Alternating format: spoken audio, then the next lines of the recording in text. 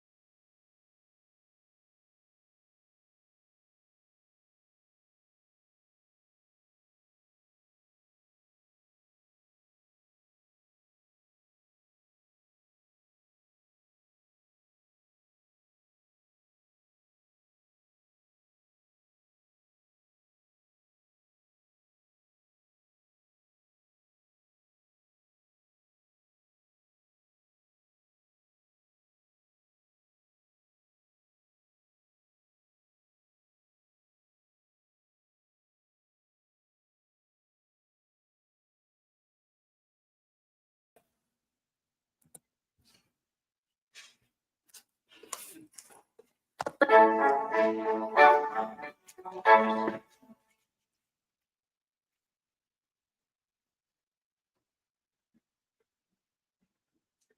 right, everybody. We are about to have another incredible woman share with us the message that is at the heart of the amazing work that she is producing in the world. I have been so moved and touched by this woman. I just, as a woman and a sister on the path, I just adore her, and as a leader and as a woman of profound wisdom. And again, just such generosity of spirit as well. I am so moved and inspired by her. I'm so excited for you to experience the wisdom of Denise McCormick. Let's give her a huge round of applause.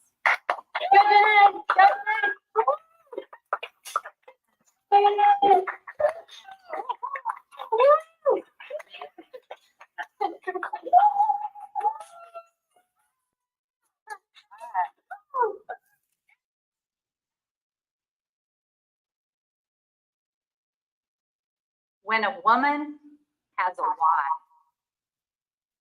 what you say to your mind then says to you. It all starts with your words, which you have the power to choose. Think about that. Let me share it again. What you say to your mind then says to you. It all starts with your words, which you have the power to choose. I want to share the story with you about the day I became a woman with a why. The path of this most profound insight I just shared with you twice has become my lifelong journey of hope, healing, and purpose. At age 13, I became a woman with a why. It was a gorgeous summer afternoon on July 19th, 1968, when 4 young giggling girls heaved their golf bags onto their shoulders for a round of golf at the Mount Pleasant Country Club. When we reached the 4th hole, we heard Terry, our friend who had been taking beginning golf lessons with us, but didn't happen to be with us that day, shouting to us from her home beside the golf course. So Mary, Kathy, and I moved up and over to the fence line to talk with Terry. We were chatting away, totally unaware that Jeannie, who was still behind us, had decided to go ahead and take her swing at the golf ball. We heard a whoosh sound, and we watched in horror as Kathy, screaming in pain, collapsed to the ground, holding her head above her ear. I took off for the clubhouse at a blistering pace, and I returned with the golf club manager in a golf cart to bring her back to the clubhouse. We all disembarked for our homes immediately after that accident, and I was so relieved to learn that evening that Kathy had been examined and was home resting. That next morning, my 3 brothers and I, along with our parents, piled into our white station wagon for the long ride out to New York City to visit my father's aunt. That afternoon, back in our hometown, Kathy told her mother she was tired and went to lie down. She died a short time later. The autopsy performed attributed the cause of death to a brain hemorrhage.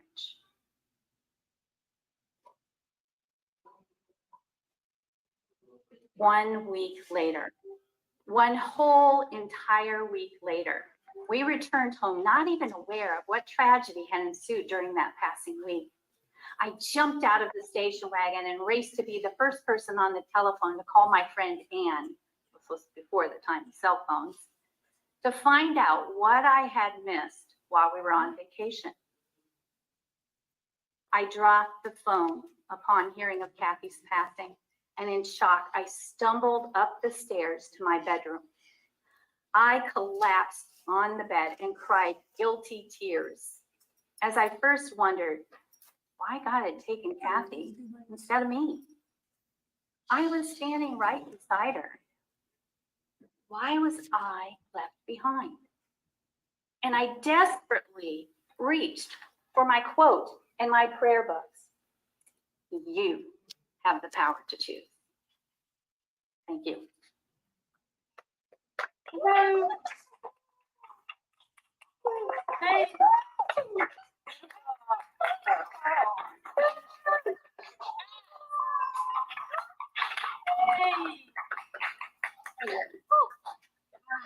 Oh, yeah. Yeah. When you feed. Wow. Beautiful. I would love to open up for celebration. To give Denise reflection on what did you love, what resonated for you, what touched you, either about what she said or how she said it. Going into the gallery view here, and just lean forward. I invite us all to be just open and generous in our celebrations. What did you love? What moved you? Hop on in. Denise, okay. Great, Cheryl. Denise, you really got me so moved because I've seen how your story has progressed, and I loved how you incorporated the personal stuff for you, how it felt for you. There was no doubt that, yeah, you were left behind. You were the person left behind, and we could just see that little girl on the bed reading away and trying to work out what she's going to do with herself after this incredible, painful experience. And you had me in tears the whole way through that part because I could really feel you and see you and experience you. And I just want to commend you for putting that extra vulnerability and emotion in there because it really made the story so impactful. So well done, Denise. Just beautiful. Thank you so much. Thank you, Cheryl. Because of all the help I had from my great team. Beautiful celebration, Cheryl. Thank you. Let's take one more celebration. Eunice, I saw you just post something here. You're going to go ahead and speak a bit about what you wrote. Sure. I have the privilege of being paired with Denise twice as accountability partners. So I got to hear the first iterations of this talk and the ideas kind of floating out there. And then this past week, this month, I got to hear this story come together. And I love the transformation that it's made from just some stories to a message that we can all take and live with. And I know that this is what you wrote about in your children's book, but this isn't just a message for children. This is a message for all of us to remember that our words are feeding us, and we feed our words. That it's a cyclical process. And so I've just been very grateful to get to be with you, and I'm so proud of you right now. Oh. Thank you, Eunice. You're a big part of that too. Thank you. Beautifully celebrated. I want to share a couple of celebrations that are in the chat right now. I don't know if I say it right. Lila, I think might be how I say your name. Lila Leona. Amazing for a total newbie to Women's Speak work. I'm blown away. Oh, when does the next program start? We'll talk more about that. But I'm so happy to hear that you were blown away, and I'm so happy that you came. Let's hear what Deronda said. Denise, you're amazing. Your message is so needed, and how you give each of us permission to learn how to change what we say to ourselves. I will definitely take away a renewed determination to put your message into use. Thank you for this guest. Yes, so beautiful. Let's give Denise another huge round of applause. Denise, so beautiful. I'm so honored. Thank you, guys. Beautiful. Just lots of reflections here on the sharing of your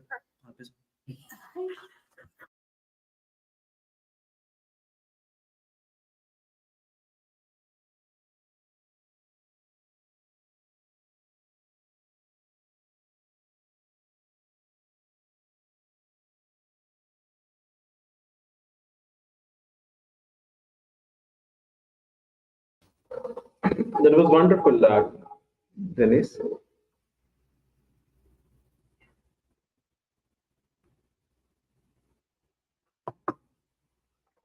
Um, we have one of the question as being a multiple bestseller author, what central message do you try to convey through your books?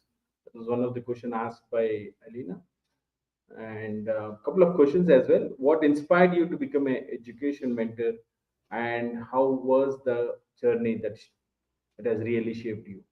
So these are the couple of questions from the audience, Dennis, and we look forward for the answers, and we can contact through email. And yeah, that's for Dennis. It was a wonderful presentation, and we move on to the next presentation, Mr. Stephen Nasir.